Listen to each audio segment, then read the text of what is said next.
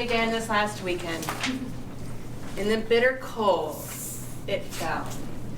Sheets of white covering our streets, blanketing our sidewalks, and I hated it.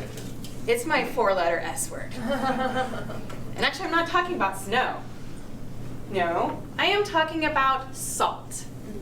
Salt used to get rid of the snow.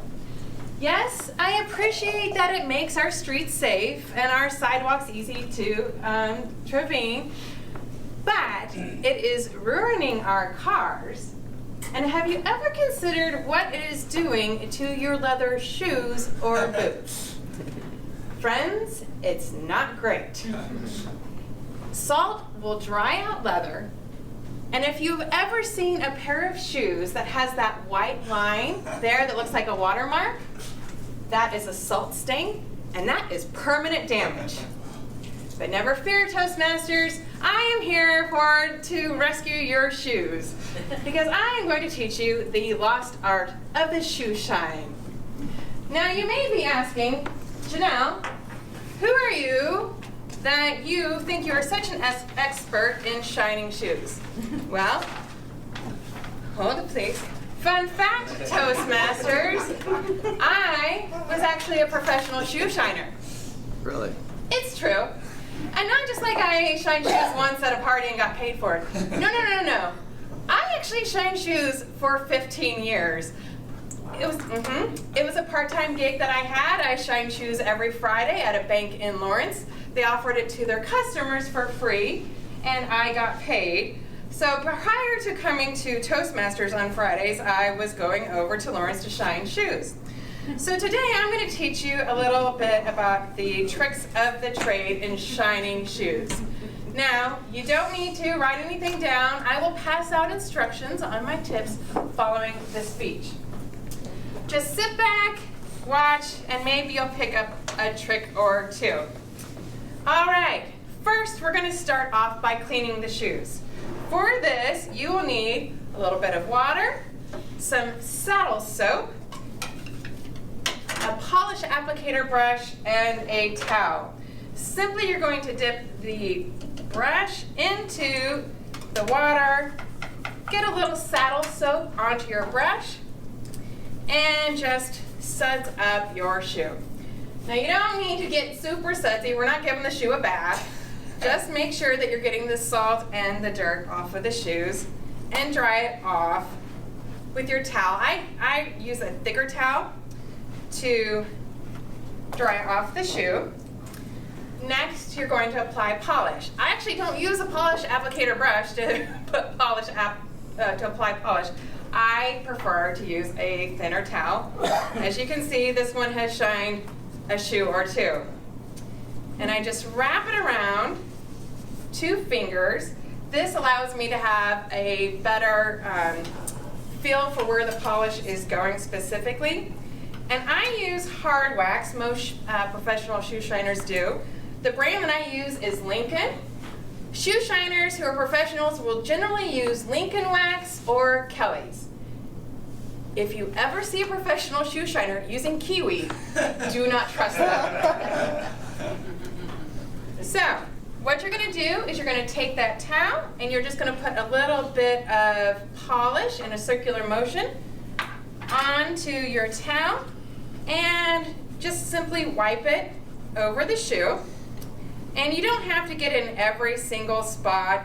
Just make sure if there's any portions that are particularly scuffed, you're getting those good. And then you're going to take a large shine brush and you're just going to brush in the polish. For those of you who wear makeup, this will be a similar thing. You're brushing in your makeup. Just like that, you're brushing the polish into your shoe. Now, if I were doing this professionally, I would actually do this a second time. I would apply another layer of polish and then buff it again to get a good foundation for your shoes. However, due to time, I'm just going to skip straight to the buffing. So for this, what I do is I take my polish applicator brush again, and I'm just going to dip it into the water and splash a little bit on the tip of my shoe. And then you get a buffing rag, and you can wrap it around your hand like this and just buff in quickly, rubbing it all around their shoes. Now, if you were seeing a shoe shiner do this, they would typically do, we typically do this when it's on the feet. Some people snap.